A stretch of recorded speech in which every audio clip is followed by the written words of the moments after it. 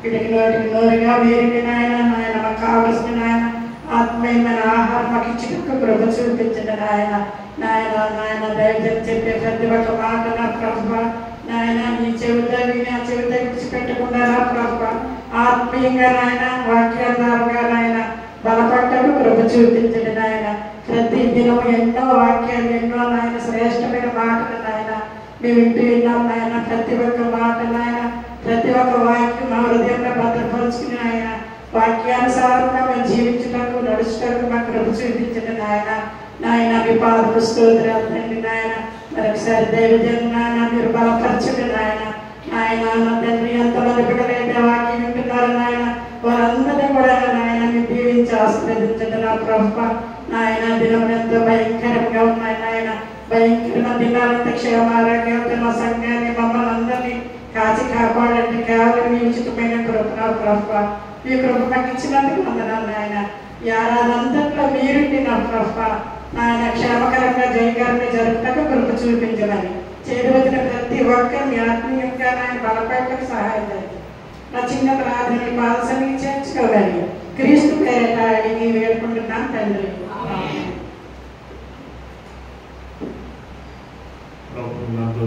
దేవుని వారులారా సాయంకాలం వేళ ప్రభు నామాన్ని బట్టి దేవుడిని స్తుతిస్తూ 13వ శిలువ ధ్యాన ఆరాధనలో చేరువచ్చిన మీ అందరికీ కూడా సాయంకాలం శుభములు దీవెన వచనాలు తెలియజేస్తూ ఉన్నాను. దేవుడు మనలను దీవించుగాక. కరుణాగల సోదరుండై ఈయనీకే తెంచేనయ్యా కరుణాగల సోదరుండై ఈయనీకే తెంచేనయ్యా స్థిరముగా నమ్ముకొనినా పరలోక రాజ్యము రాజులకు రాజైనాయి మన దేవుని పూజ చేయుటకు రండి రాజులకు రాజైనాయి మన దేవుని పూజ చేయుటకు రండి. పిల్లరా లూకా సువార్త 16వ అధ్యాయము 14 నుండి చదువుగా విన్నాం. మరొకసారి 14-15 వచనాలు చదువుకుందాం. ధనాపేక్ష గల పరిసయ్యులు ఈ మాటలన్నీ విని యేసును అపహసించుచుండగా ఆయన మీరు మనుషుల ఎదుట నీతిమంతులని అనిపించుకొనువారు కానీ దేవుడు మీ హృదయములను ఎరుగును. మనుషులలో ఘనముగా ఎంచబడినది దేవుని దృష్టికి అసహ్యము. ప్రభునందు దేవుని వారులారా యేసు ప్రభుల వారు తన శిష్యులకు తన ఎదుట ఉన్నటువంటి వారితో ఈ మాటలు అనగా పై మాటలు జ్ఞాపకం చేస్తూ ఉన్నాడు. ఏ మాటలు అనంటే గృహ నిర్వాహకత్వముల గురించి, అలాగనే మనిషినిలో ఉన్నటువంటి ధనము అన్యాయము చేస్తుంది కనుక అన్యాయపు సిరి వలన మీరు మనుషులను సంపాదించుకోనండి అని జ్ఞాపకం చేస్తూ ఏ మనుషులు కూడా ఇద్దరికి శిష్యులుగా ఉండలేరడు. ఉంటే దేవునికి శిష్యుడిగానే ఉంటాడు, లేకపోతే ధనానికైనా ఉంటాడు. మీరు ఇద్దరికి ఉండవద్దు అనేటువంటి మాటలను యేసు ప్రభుల వారు జ్ఞాపకం చేస్తూ ఉండగా ధనము పట్ల ఆశ కలిగి ఆసక్తి కలిగినటువంటి పరిసయ్యులు యేసు ప్రభుల వారి మాటలు విని ఆయనను హేళన చేస్తూ ఉన్నారు, అపహాసము చేస్తూ ఉండగా అప్పుడు యేసు ప్రభుల వారు ఈ మాట అంటారు. 15వ వచనం, మీరు మనుషుల ఎదుట నీతిమంతులని అనిపించుకుంటారు అని అంటున్నారు. మీరు మనుషుల ఎదుట నీతిమంతులని అనిపించుకుంటారు. ఈ మాట మనకు బాగా అర్థమవుతా ఉంది. ఎందుకంటే నేటి సమాజంలో ప్రతి పెద్దలలో లేదా కొందరిలో ఈ భావన ఎక్కువగా కనబడుతుంది. ఈ భావన ఎక్కువగా కనబడుతుంది. చూడండి, ఎక్కడైనా కానీ సన్మానము అని అంటే కొందరు వారే కల్పించి సన్మానం చేయించుకుంటారు, కొందరికి వారికి వారుగా పొగిడించుకుంటారు. నేను గతంలో చెప్పాను, ఉప్పల్కి వెళ్తే సెక్రటరీ అన్నానని నన్ను ప్రెసిడెంట్ అనలేదు కదా అన్న. అంటే చూడండి, ఈ విధమైనటువంటి భావజాలాలు చాలా మందిలో కనబడతాయి. ఆనాడు ఉన్నటువంటి పరిచయులలో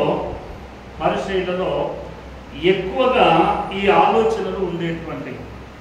పరిచయులు అనగానే వీరు ఎక్కడి నుండో వచ్చినటువంటి వారు కాదు. వీరు లేవీలలో ఒక తెగ. ఈ పరిచయులు, సద్దుకైలు వీరందరూ కూడా ఒక తెగకు సంబంధించినటువంటి వారు. వీరికి ధనము పట్ల ఎక్కువగా ఆసక్తి కలిగి యేసు ప్రభుల వారు ఎప్పుడైతే ధనానికిని దేవునికిని దాసుడిగా ఉండలేరు అని చెబుతూ ఉండగా, ఈయన ధనముల గురించి ఎక్కువగా జ్ఞాపకం చేస్తున్నాడని ఆయనను అపహాస్యం చేస్తూ ఉంటే, అప్పుడు ఆయన అన్నాడు, మీరు మనుషుల ఎదుట నీతిమంతులు అనిపించుకోవడానికి మీరు ఇష్టపడుతున్నారు అన్నాడు. మనుషుల ఎదుట మీరు నీతిమంతులుగా ఉండడానికి ఇష్టపడుతున్నారు అని అంటాడు. నిజమే దేవుని వారులారా, మనుషుల ఎదుట నీతిమంతులు లేదా గొప్పవారు అని అనిపించుకోవాలి అనేటువంటి ఆలోచన అందరిలో ఉంటుంది. నన్ను ఎక్కువగా ప్రజలు గుర్తించాలి, ఎక్కువగా ప్రజలు నన్ను గౌరవించాలి, ఎక్కువగా నాకు ప్రయారిటీ నాకు ఇవ్వాలి అనేటువంటి ఆలోచన చాలా మందిలో ఉంటుంది. అయితే ఇక్కడ మనము జ్ఞాపకం చేసుకోవాలి, ఆలోచనలకు ఆచరణకు చాలా వ్యత్యాసం. ఆలోచనలకు ఆచరణకు చాలా వ్యత్యాసం, చాలా తేడా. ఆలోచించడానికి ఏ విధమైనటువంటి ఖర్చు లేదు, అర్థమవుతుందా? ఆలోచన చేయడానికి, అనుకోవడానికి ఏ విధమైనటువంటి ఖర్చు లేదు. ఈజీగా నేను అక్కడ ఉండాలి అనుకోవడంలో తప్పు లేదు. దానికి ఏ విధమైనటువంటి ఖర్చు లేదు. శారీరక శ్రమ కానీ, తరువాత ధన రూపేణ కానీ ఏ శ్రమ కూడా ఆలోచించడానికి ఉండదు. కానీ ఆచరణలోనికి వచ్చేసరికి చాలా కష్టముతో కూడినటువంటిది. భౌతిక శ్రమ ఉంటుంది, అలాగనే ధన శ్రమ ఉంటుంది, మాట శ్రమ ఉంటుంది, ఎన్నో విధములైనటువంటి శ్రమ మనం వెచ్చించాల్సి ఉంటుంది. అందుకే ఆలోచనలకు ఆచరణకు చాలా వ్యత్యాసము. కనుక దేవుని వారులారా, మనుషుల ఎదుట నీవు నీతిమంతుడవు లేదా మనుషుల ఎదుట నీవు గొప్పవాడివి అని అనిపించుకోవాలి అని అనుకుంటే నీవు కొన్ని పనులు నీవు చేయవలసి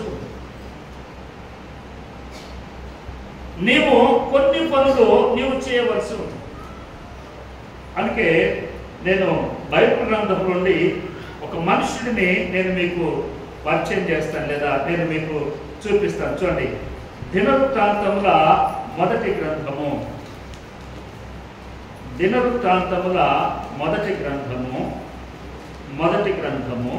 29వ అధ్యాయము.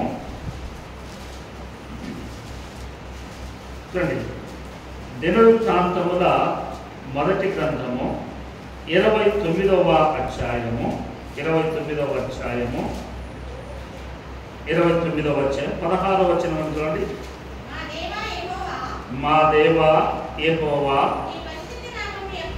నీ పరిశుద్ధ నామము యొక్క ఘనత కొరకు మందిరమును కట్టించుటకై మేము సమకూర్చిన ఈ వస్తు సముదాయమును నీ వలన కలిగినదై అదంతా కూడా నీది అయి ఉన్నది. దావీదు మహారాజు జ్ఞాపకం చేస్తున్నాడు, దేవా నీ పరిశుద్ధ నామము యొక్క ఘనత కొరకు మందిరమును కట్టించుటకై మేము సమకూర్చిన వస్తు సముదాయము. అక్కడ దావీదు మాట్లాడుతూ చూడండి, పదజాలం చాలా జాగ్రత్తగా గమనించండి. మేము సమకూర్చిన అని అన్నాడు. మేము సమకూర్చిన, మేము అని అంటే అనేకులు వస్తారు, ఒక్కడు కాదు. మేము సమకూర్చిన ఈ వస్తు సముదాయమును నీ వలన కలిగినదే అంతయు నీది అయి ఉన్నది అని అన్నాడు. 17వ వచనం చూడండి. నా దేవా నీవు హృదయ పరిశోధన చేయుచు, చూడండి, నీవు హృదయ పరిశోధన చేయుచు యథార్థవంతుల యందు ఇష్టపడుచున్నావని నేను ఎరుగుదును. నేనైతే యథార్థ హృదయము గలవాడనై ఇవన్నీ మనపూర్వకముగా ఇచ్చి ఉన్నాను. దావీదు అంటాడు, దేవా నీవు యథార్థవంతుల యందు ఏమైనాడట ఇష్టపడతాడు. చూడండి, దేవుడు యథార్థవంతులను ఇష్టపడతాడు. యథార్థవంతులను. ఇక యథార్థత గురించి నేను ప్రత్యేకంగా మీకు చెప్పవలసిన అవసరం లేదు. చూడండి, 15వ కీర్తన 15వ కీర్తన 15వ కీర్తన 15వ కీర్తన 1వ వచనం నుండి, దేవా నీ గుడారములో అతిథిగా ఉండదగిన వాడు ఎవడు? నీ పరిశుద్ధ పర్వతము మీద నివసింపదగిన వాడు ఎవడు?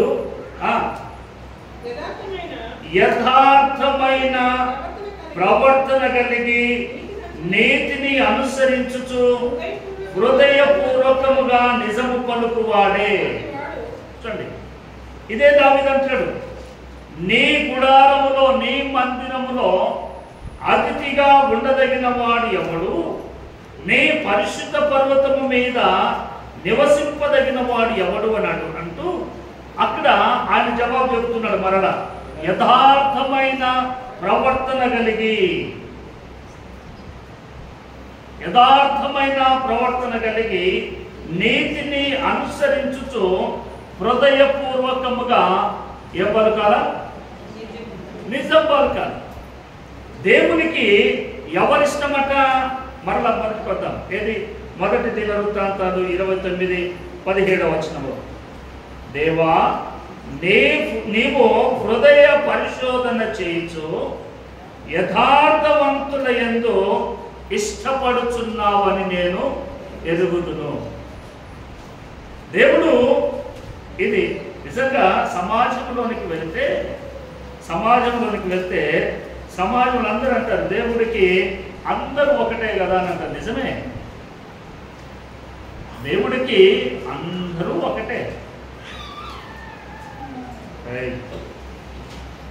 దేవుడికి అందరూ ఒకటే. దేవుని దగ్గర భేదము లేదు. దేవునికి భేదము లేదు. నీకు ఏ హృదయం ఇచ్చాడో ఎదుటి వారికి అదే హృదయం ఇచ్చాడు. నీకు ఏ మనసు ఇచ్చాడో వారికి అదే మనసు ఇచ్చాడు. చూడండి, నీకు ఏ కన్నులైతే ఇచ్చాడో ఎదుటి వారికి అదే కన్నులు ఇచ్చాడు. నీకు ఏ చెవులు ఇచ్చాడో వారికి కూడా అదే చెవులు ఇచ్చాడు. కానీ వినియోగించుకునేటువంటి విధానం చూడండి, వినియోగించుకునే విధానం చూడండి. ఒకరు చూడండి, చూసేటువంటి చూపు తేడా ఉంది. కొందరు దేవుని మాటలు వినడానికంటే లోకములో ఉన్న వాటిని వినడానికి ఎక్కువగా ఇష్టపడతారు. తేడా ఏముంది? దేవుడు నీకేమిచ్చాడో వీరికి అదే ఇచ్చాడు. దేవుడు నీ కళ్ళను ఎలాగిచ్చాడో వీరికి కళ్ళను అలాగే ఇచ్చాడు. దేవుడి దగ్గర లోపము లేదు. చూడండి, మనము అవలంబించేటువంటి పద్ధతులు. అందుకే దేవుడి మాట అంటుంది, దేవా నీవు యథార్థవంతులను ఇష్టపడుచున్నావని నేను ఎరుగుదును. మనుషుల ఎదుట నేనే నీతిమంతుడిని, నేనే గొప్పవాడను అని చెప్పుకునేటువంటి వాడిని దేవుడు ఎన్నడూ ఇష్టపడడు. మనుషుల ఎదుట తనను తాను పొగుడుకొని వారిని బట్టి దేవుడు ఎన్నడూ ఇష్టపడడు. అందుకే సామెతల గ్రంథము కానీ ప్రసంగి గ్రంథంలో కానీ దేవుడి మాట జ్ఞాపకం చేస్తాయి. తనను తాను పొగుడుకొని ఉన్నవి లేనివి అన్నీ నాకు కలిగి ఉన్నాయని చెప్పుకొని వానికంటే ఏమీ లేని పేదవాడు నయము అంటాడు. ఏమి లేనివాడు నాకేం లేదు అని అంటే ప్రజల మధ్య సమాజంలో నీకు కొంచెమైనా గౌరవం ఉంటుంది. ఏమి లేకపోయినా అన్నీ ఉన్నాయి చూడు నేనేంది అని అన్నావు అనుకోండి, నీ సంగతి ఎవరికి తెలియదు, నీ స్థితిగతులు ఎవరికి తెలియదు. అక్కడనే పోతుంది. అక్కడనే మనకున్నటువంటి గౌరవము, మన మీద కలిగి ఉన్నటువంటి అంతో ఇంతో ప్రేమ అంతా కూడా అక్కడనే పోగొట్టుకుంటున్నాం. చూడండి, లేదు అన్నక్కడ లేదు అని అంటే నిన్నెవరు చంపరు, నిన్నెవరు తృణీకరించరు, ఇంకా నీ మీద గౌరవం పెరుగుతుంది. యథార్థత కలిగి నీవు మాట్లాడితే, ఉన్నదానిలో నీవు నడుచుకోగలిగితే నీ మీద గౌరవం పెరుగుతుంది. అందుకే దేవుడి మాట ఇక్కడ జ్ఞాపకం చేస్తుంది, దేవా నీవు యథార్థవంతులను ఇష్టపడుచున్నావని నేనెరుగుదును అని అన్నాడు. యథార్థవంతులను దావీదు ఇంతగా అనడానికి గల కారణం, దావీదు ఇంతగా పబ్లిక్లో కానీ సమాజంలో కానీ రాజ్యాల మధ్యలో కానీ అనేక దేశాల మధ్యలో కానీ దావీదు ఇంతగా పేరు ప్రఖ్యాతలు సంపాదించడానికి దావీదు ఎన్నో మనం బైబిల్ కూడా మనం చూస్తే దావీదు చాలా పాపం చేశాడు. ఇది అందరికీ ఎరిగిందే. పాపం చేశాడు, హత్య చేశాడు, ఆయన చేయకూడనటువంటిది ఏదైనా ఉన్నా కూడా చేసేసాడు. కానీ ఆ వ్యక్తిని, అటువంటి వ్యక్తిని దేవుడు అన్నాడు, దావీదు నా హృదయానుసారుడు.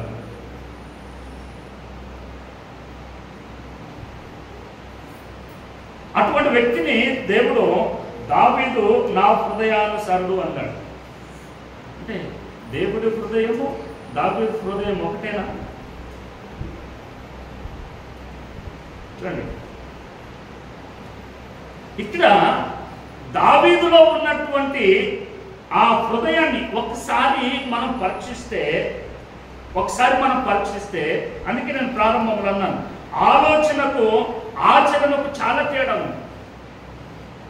దేవుడు యథార్థవంతులను మాత్రమే ఎందుకు ఇష్టపడుతున్నాడు? దావీదు ఇంతగా ఉన్నప్పటికీ దావీదుని ఎందుకు నా హృదయానుసారుడు అన్నాడు అని అంటే, దావీదు యొక్క హృదయము చూడండి, దావీదు యొక్క డెడికేషన్ చూడండి, దేవుని పట్ల, సమాజము పట్ల ఆయనకున్నటువంటి త్యాగము చూడండి, ఎంత గంభీరముగా, ఎంత శ్రేష్టముగా ఉంటుందో ఈ మాటను చూస్తే మనకు అర్థమవుతుంది. చూడండి, అదే దినవృత్తాంతముగా మొదటి గ్రంథము 29వ అధ్యాయము మొదటి వచనమును చూడండి. సర్వ సమాజముతో ఇలాగ సెలవిచ్చెను, దేవుడు కోరుకొనిన నా కుమారుడైన సొలొమోను ఇంకా లేత ప్రాయము గలవాడై ఉన్నాడు. కట్టబో ఆలయము మనుషునికి కాదు, దేవుడైన యెహోవాకే కనుక ఆలయము కట్టడం అనేటువంటిది బహు గొప్పది. నేను బహుగా ప్రయాసపడి, చూడండి ఇక్కడ దావీదు యొక్క హృదయము ఇక్కడ మాట్లాడుతూ ఉంది, నేను బహుగా ప్రయాసపడి నా దేవుని మందిరమునకు కావలసిన బంగారపు పనికి బంగారమును, వెండి పనికి వెండిని, ఇత్తడి పనికి ఇత్తడిని, ఇనుప పనికి ఇనుమును, కర్ర పనికి కర్రలను, గోమేధిక రాళ్లను, చెక్కుడు రాళ్లను, వింతైన వర్ణములు గల పలు విధముల రాళ్లను, మిక్కిలి వెలగల నానావిధ రత్నములను, తెల్లటి చలువరాయి చాలా ఎక్కువగా విశేషముగా నేను సంపాదించి తిని.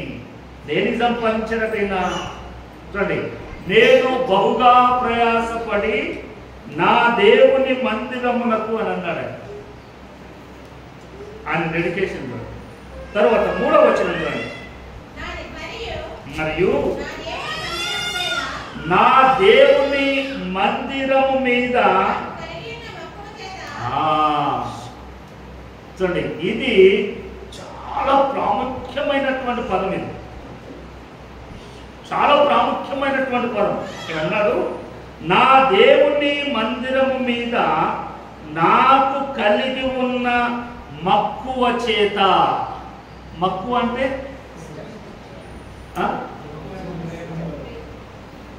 సరిగా అర్థం కాదు. మీరేమని చెప్తారా? ఇది అడిగా మీరేమని చెప్తారు? ఇష్టం. ఇదంటే మళ్ళీ ఇష్టం చెప్తారు. చూడండి, దేవుని మాట దావీదు అంటాడు, దావీదు మాట్లాడుతుంటాడు, నా దేవుని మందిరము మీద నాకు కలిగి ఉన్న మక్కువ చేత. అంటే చూడండి, దేవుడు యథార్థవంతుడిని ఎందుకు ఇష్టపడతాడు అనంటే, యథార్థవంతుడిలో ఉన్నటువంటి ఆ భావం చూడండి. నా దేవుని మందిరము మీద మక్కువ చేత. దేవుని మందిరం అంటే ప్రాణం నాకు. దేవుని మందిరం అంటే నాకు విశేషమైనటువంటి ప్రేమ. దేవుని మందిరము అని అంటే ఇక నేను అక్కడే ఉంటా అన్నట్లుగా మాట్లాడుతున్నాడు ఆయన. అందుకే దావీదు ఈ పదం కూడా అన్నాడు, నేను చిరకాలము యెహోవా మందిరములో నివాసము చేసేదని. ఆయనకు దేవుడన్నా, దేవుని మందిరం అన్నా విశేషమైనటువంటి ప్రేమ. మనకు కూడా ప్రేమనే, మనకు కూడా ప్రేమనే. మనకు దేవుని మందిరం గురించి ప్రేమ కాబట్టి దేవుని మందిరంలో ఏమేమి ఉంటాయి అన్నీ మన ఇంట్లోనే ఉంటాయి.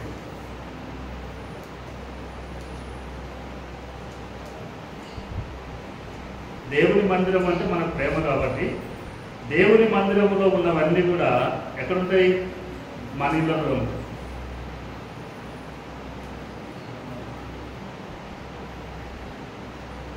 ఎందుకంటే మందిరం కదా, మంది కదా, అందరిది కదా.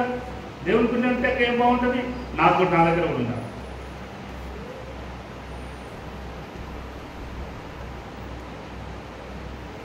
వచ్చిన కొత్తలో మన దగ్గర భోజనాలు పెడతారు కదా. ఎవరు వచ్చారు? సార్ అన్నం పెడతాను. అన్నం పెట్టడానికి ఒక ప్లేట్ ఇవ్వండి. దానికి ఓనర్ నేను కాదు బాబు, పాస్టర్ అన్నారు. ఆమె ఇచ్చింది 2. ఇక పెట్టిపోయింది. ఆమె పెట్టిపోయింది. ఆ రోజు నుండి ఇవ్వడం లేదు. నేను నన్ను తప్పకపోతే అది చిన్న విలువే. కానీ చూడండి, ఇటువంటివి పెద్దలను అడిగితే వెనక స్టోర్ రూమ్లో ఉండి ఎన్ని మాయమైపోయినాయో. దేనికి? దేవుని మందిరం అంటే ప్రేమ.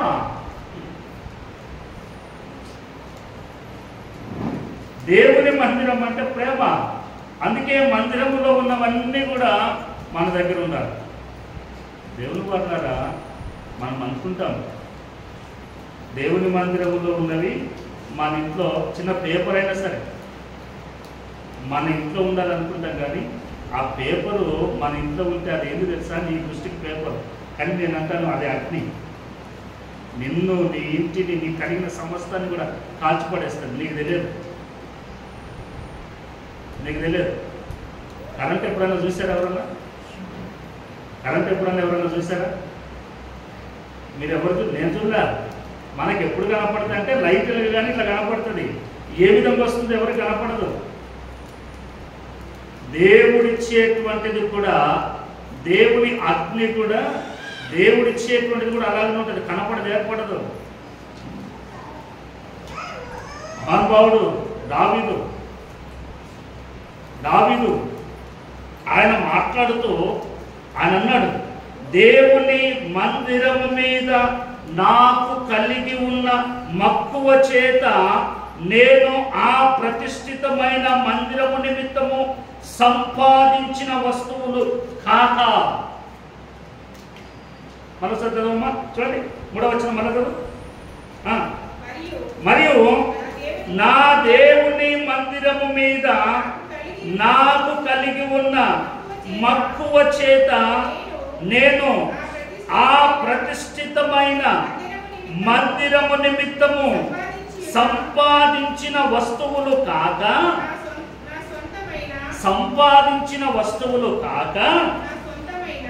చూడండి, ఎవరి సొంతమైన? దావీదు సొంతమైన బంగారమును వెండిని నా దేవుని మందిరము నిమిత్తము ఏమంటున్నాడు ఆయన? ఏమంటున్నాడు? దేవుని మందిరము మీద ఆయనకు మక్కువ, ప్రేమ, ప్రీతి ఉంది కనుక సంపాదించినటువంటిది మాత్రమే కాక, దేవుని మందిరము కొరకు సంపాదించినది మాత్రమే కాక ఆయన అంటాడు, నా సొంతమైనటువంటి బంగారమును, నా సొంతమైనటువంటి బంగారమును వెండిని నా దేవుని మందిర నిమిత్తము నేను ఇస్తాను. అది అర్థం. ఆయన ఆల్రెడీ సంపాదించాడు దేవుని మందిరం కొరకు. దేవుని మందిరము కొరకు ఎంత సమకూర్చాలో సమకూర్చి పెట్టాడు. సమకూర్చి పెడుతూ ఆయన అంటాడు, మందిరం అంటే నాకు ప్రేమ, మందిరం అంటే నాకు ప్రీతి, మందిరం అంటే నాకు మక్కువ, మందిరం అంటే ఎనలేనటువంటిది నాకు. కాబట్టి నా సొంతమైనటువంటి బంగారము వెండిని కూడా నేను ఇస్తాను. అందుకే దేవునికి దావీదంటే ఇష్టం. అందుకే దేవునికి దావీదంటే హృదయానుసారం. అందుకే దేవుడు యేసు ప్రభుల వారు పరిచయులకును వీరికిని పోలుస్తూ జ్ఞాపకం చేస్తున్నాడు. మీరు మనుషుల ఎదుట నీతిమంతులు అని చెప్పించుకోవడానికి మీరు ప్రయాసపడుతున్నారు. మీరు ఇచ్చేవాళ్ళు కాదు, మీరు చేసేవాళ్ళు కాదు. మీరు మందిరంలోనికి ఏది తీసుకొచ్చేటువంటి వారు కాదు. మీరు దేవుని వైపు నిలవబడేటువంటి వారు కూడా కాదు. మీరు ఏదైనా ఉంటే ధనము వైపే నిలవబడతారు తప్ప దేవుని వైపు నిలవబడేటువంటి వారు కాదు అన్నట్లుగా ప్రభు వారిని ఉద్దేశించి మాట్లాడుతూ ఉన్నాడు. అని ప్రభువు ఎవరిని హెచ్చిస్తున్నాడు, ప్రభు ఎవరిని గొప్ప చేస్తున్నాడు, ప్రభు ఎవరిని మనుషులలో ఘనతగా ఎవరిని నిలవబెడుతున్నాడు అని అంటే దేవుని మందిరము పట్ల మక్కువ కలిగినటువంటి వారిని, యథార్థ హృదయులను దేవుడు గొప్ప చేస్తూ ఉన్నాడు. దేవుడు వారిని గొప్ప చేస్తూ ఉన్నాడు. కానీ సమాజం ఇలా ఉందా? సమాజం ఇలా ఉండలేదు. ఏమీ చేయనటువంటి వారు, ఏమి చేయనటువంటి వారు అంటే సమాజంలో కూడా ఈ సామెత ఉంది. అన్నీ ఉన్నటువంటి ఆకు ఇస్త్రాలు నిమ్మలంటారు. ఏమి లేకపోతే నేను ఆ పదం అనదు, రికార్డ్ అవుతుంది కాబట్టి నేను ఆ పదం అనదు. చూడండి, మందిరంలో కూడా దేవునికి ఇచ్చువారు మాట్లాడరు, దేవుని మందిరంలో పనిచేసేవారు మాట్లాడరు, దేవునికి ఇయ్యని వారు పనిచేయని వారు ఎక్కువ మాట్లాడతారు. ఇయ్యని వారు పనిచేయని వారు మాట్లాడతారు. మాట్లాడొద్దా అంటే మాట్లాడొద్దని నేను అన్నాను. ఎందుకనంటే మీకు ఆ రైట్ ఉంది. కాకపోతే మాట్లాడే ముందు మనం ఏమై ఉన్నామో ఒకసారి పరీక్షించాలి. మనం ఏమై ఉన్నాం, నేనేమై ఉన్నా, రక్షించుకోవాలి. మనల్ని మనము రిమైండ్ జ్ఞాపకం చేసుకోవాలి. ఏమై ఉన్నాము అనేటువంటి చూడండి. దావీదు అన్నాడు, నా సొంతము బంగారము వెండిని నా దేవుని మందిరమునకు నేను ఇచ్చేదను. తర్వాత చూడండి 4వ వచనంలో అంటాడు, గదుల గోడల రేకు మూతకును బంగారపు పనికిని బంగారమును వెండి పనికిని వెండిని పనివారు చేయు ప్రతి విధమైన పనికి చూడండి 6,000 మనుగుల ఓఫీరు బంగారమును. ఎన్ని వేల మనుగులు? 6,000 మనుగుల ఓఫీరు బంగారమును 14,000 మనుగుల పుటము వేయబడిన వెండిని. అది వీరిని ఏం చేయాలి? మనము ఎటువంటి వారిని తీసుకొని వచ్చి ప్రజల ముందు పెట్టి, ఇదిగో నాయన, ఈయన దేవుని కొరకు నిలవబడినవాడు, ఈయన దేవుని పట్ల మక్కువ కలిగినవాడు, దేవుని మందిరము పట్ల ఈయన విశేషమైనటువంటి ప్రేమ కలిగిన వాడు. 6 మనుగుల బంగారమును ఇచ్చాడు, 14 మనుగుల పుటము వేయబడినటువంటి అంటే కల్తీ లేనటువంటి వెండినిచ్చాడు అని చెప్పి వీరిని ప్రజల ముందు పెట్టాలి. అంతేకాని ధనము ఆశించేటువంటి ధనాపేక్ష కలిగినటువంటి వారిని కానీ దేవుని మందిరము పట్ల ప్రేమ లేనటువంటి వారిని మనం తీసుకుని రావడం కాదు. మనం వాళ్ళని ముందు పెట్టడం కాదు. అందుకే దావీదు ఈ విషయంలో కూడా చాలా మాట్లాడతారు ఆయన. తర్వాత చూడండి ఈ దినమున యెహోవాకు ప్రతిష్ఠితముగా మనపూర్వకముగా ఇచ్చువారు ఎవరైనా మీలో ఉన్నారా? హృదయపూర్వకముగా ఇచ్చువారు ఎవరికి? దేవునికి పెట్టారా? చూడండి, దేవుని పట్ల, దేవుని మందిరము పట్ల ఎంతటి మక్కువ, ఎంతటి ప్రేమ ఆయన ప్రశ్నించాడు. ఈ దినమున యెహోవాకు ప్రతిష్ఠితముగా మనపూర్వకముగా ఇచ్చువారెవరైనా మీలో ఉన్నారా అని దావీదు 12 గోత్రాల వారిని ప్రశ్నించాడు. 12 గోత్రాల వారిని ప్రశ్నించాడు.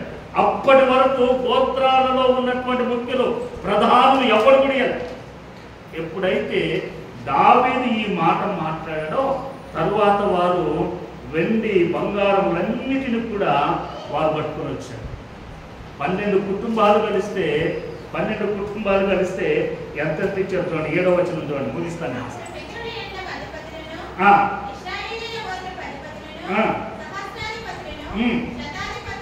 ఓకే,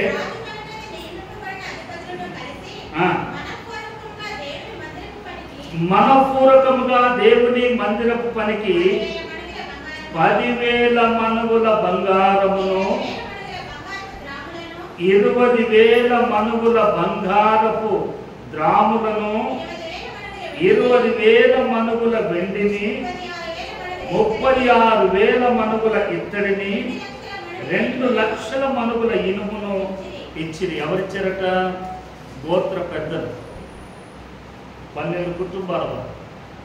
దావీదు మీలో ఈ విధంగా ఇచ్చేవాడు ఎవరైనా ఉన్నారా అంటే కుటుంబాల వారందరూ కలిసి దావీదు ఇచ్చినటువంటి దానిలో సగం ఇచ్చారు. అంటే మనం జ్ఞాపకం చేసుకోవాలి, ఎవరికి ప్రేమ ఉంది? 12 కుటుంబాల వారు దావీదు ఇచ్చినటువంటి దానిలో సగం ఇచ్చారు అని అంటే ఎవరికి ప్రేమ ఉంది? దావీదుకే ఉంది. దేవుని మీద, దేవుని మందిరము మీద, దేవుని సమాజం మీద దావీదుకు మక్కువ, దావీదుకు ప్రేమ. ఆయనకు ధన ఆశ లేదు. జనాలలో నేను నీతిమంతుడను, నేను గొప్పవాడని అనిపించుకోవాలన్నటువంటి ఆశ లేదు ఆయనకు. దేవుని మందిరము కావాలి, దేవునికి అభిషేకించబడాలి, దేవుని యొక్క కార్యములన్నీ జరగాలి. ఇదే ఆలోచన, ఇదే తలం. అందుకే మన జీవితాల్లో మనము చేయవలసినటువంటి ప్రధానమైనటువంటిది, మనకు ఉండవలసినటువంటి పని ఏంటంటే, మనుషుల ఎదుట నేను గొప్పవాడిని, నేను నీతిమంతుడని అని ఒకరితో చెప్పించుకునే దానికంటే, ఒకరు మనను అనేదానికంటే ముందుగా మనలో ఉండవలసింది దేవుని మీద, దేవుని మందిరము మీద మక్కువ, ప్రేమ ఉండాలి. కొందరికి కొన్నింటి మీద ప్రేమ ఉంది. కొందరి గృహాల్లో చూస్తాం, కుక్కల మీద ప్రేమ ఎక్కువ. కొందరికి వ్యవసాయం మీద ప్రేమ ఎక్కువ, మన పెద్దలు అబ్రాహం గారు. కొందరికి కొన్నిటి మీద ప్రేమ. ఇలా ఉన్న నీకు కలిగిన వాటి మీద నీకు ఎంత ప్రేమ ఉందో, వాటికి ఏదైనా జరిగితే నువ్వు ఉండగలవా? రెండింటికి ఇట్లా అంటావు. నీకున్నటువంటి దానికి, నీవు ప్రేమించేదానికి ఏదైనా జరిగితే నువ్వు తట్టుకోగలవా? తట్టుకోలేవు. మరి దేవుని మందిరము మీద నీకు ప్రేమ ఉంటే, దేవుని మందిరము మీద నీకు మక్కువ ఉంటే నీవు ఎలా ఉండాలి? అందుకే కదా ప్రభు అన్నాడు, తనను తాను తగ్గించుకుని వాడు హెచ్చించవాడు. అందుకే యోబు గ్రంథంలో ఒక మనుషుడు వచ్చి, ఒక చిన్నవాడు వచ్చి భలే మాట అంటాడు. నేను ఆ మాట చదివి నేను ప్రార్థన చేస్తాను, ముగిస్తాను. చూడండి, ఆ మాట నేను మీకు గుర్తు చేసి నేను ముగిస్తాను. చూడండి, యోబు గ్రంథము 32వ అధ్యాయం. అందరికీ యోబు గ్రంథము 32వ అధ్యాయము 21-22 వచనాలు. యోబు గ్రంథము 32, 21, 22. మీరు దయచేసి వినుడి, నేను ఎవరి ఎడలను పక్షపాతినై ఉండను. చూడండి, నేను ఎవరికి నీ ముఖస్థుతికై ఏం పెట్టనట? బిరుదులు. కొందరికి బిరుదులు పేరుకు ముందు ఒక బిరుదు ఉంటుంది, తర్వాత ఒక బిరుదు ఉంటుంది.